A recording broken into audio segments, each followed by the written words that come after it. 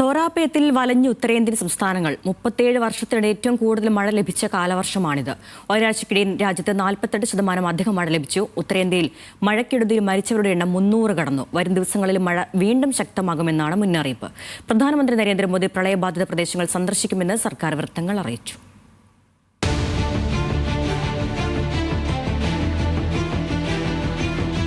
കഴിഞ്ഞ ഒരാഴ്ചക്കിടെ പെയ്ത കനത്ത മഴ ഉത്തരേന്ത്യൻ സംസ്ഥാനങ്ങളിൽ വൻ നാശമാണ് വിതച്ചത്.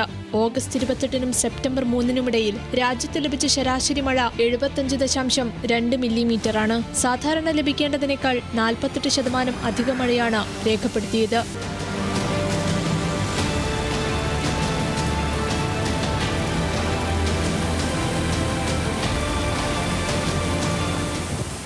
ഉത്തരേന്ത്യയിൽ 37 വർഷത്തിനിടെ ഏറ്റവും കൂടുതൽ മഴ ലഭിച്ച കാലവർഷമായിരുന്നു ഇത്തവണത്തേത്. മൺസൂൺ കാലത്ത് ഇതുവരെ ലഭിച്ചത് 780 മില്ലിമീറ്റർ മഴയാണ്. ഹിമാചൽ പ്രദേശ്, ജമ്മു കശ്മീർ, പഞ്ചാബ്, ഹരിയാന എന്നീ സംസ്ഥാനങ്ങളിലാണ് കാലവർഷം നാശം വിതച്ചത്. ഉരുൾപൊട്ടലും മണ്ണിടിച്ചിലും നിരവധി ഗ്രാമങ്ങളെ വെള്ളത്തിലാക്കി. പ്രധാന ഹൈവേകളെല്ലാം അടച്ചു. നിരവധി നദികൾ കരകവിഞ്ഞൊഴുകി. കോടികളുടെ വിളനാശമാണ് കർഷകർക്കുണ്ടായത്.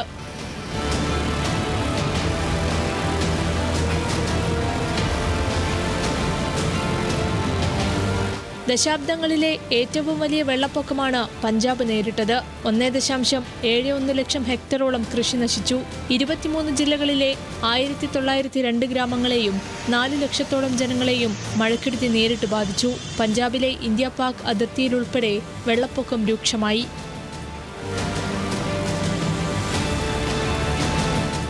മൺസൂണിന്റെ അവസാന പാദത്തിൽ ഉത്തരേന്ത്യയിൽ വീണ്ടും മഴ ശക്തമാകുമെന്നാണ് മുന്നറിയിപ്പ്. മേഘവിസ്ഫോടനങ്ങളും മിന്നൽ പ്രളയവും കനത്ത നാശം വിതച്ച ഉത്തരാഖണ്ഡിലും ജമ്മു കശ്മീരിലും ഒറ്റപ്പെട്ട മഴ തുടരും. പഞ്ചാബിലും ഹരിയാനയിലും സെപ്റ്റംബർ 10 വരെ കനത്ത മഴ തുടരുമെന്നാണ് പ്രവചനം. പ്രധാനമന്ത്രി നരേന്ദ്രമോദി പ്രളയബാധിത പ്രദേശങ്ങൾ സന്ദർശിച്ച് സ്ഥിതിഗതികൾ വിലയിരുത്തുമെന്ന് സർക്കാർ വൃത്തങ്ങൾ അറിയിച്ചു. ഇപ്പോൾ നടക്കുന്ന ദുരിതാശ്വാസ രക്ഷാപ്രവർത്തനങ്ങളും പ്രധാനമന്ത്രി അവലോകനം ചെയ്യും. മഴക്കെടുതിയിലുണ്ടായ നാശനഷ്ടങ്ങൾ വിലയിരുത്താൻ കേന്ദ്രം 2 പ്രത്യേക സംഘങ്ങളെ നിയോഗിച്ചിട്ടുണ്ട്. പഞ്ചാബിലെ വിവിധ ജില്ലകൾ സന്ദർശിച്ച കേന്ദ്ര കൃഷിമന്ത്രി ശിവരാജ് സിംഗ് ചൗഹാൻ പ്രധാനമന്ത്രിക്ക് വിശദമായ റിപ്പോർട്ട് സമർപ്പിക്കും.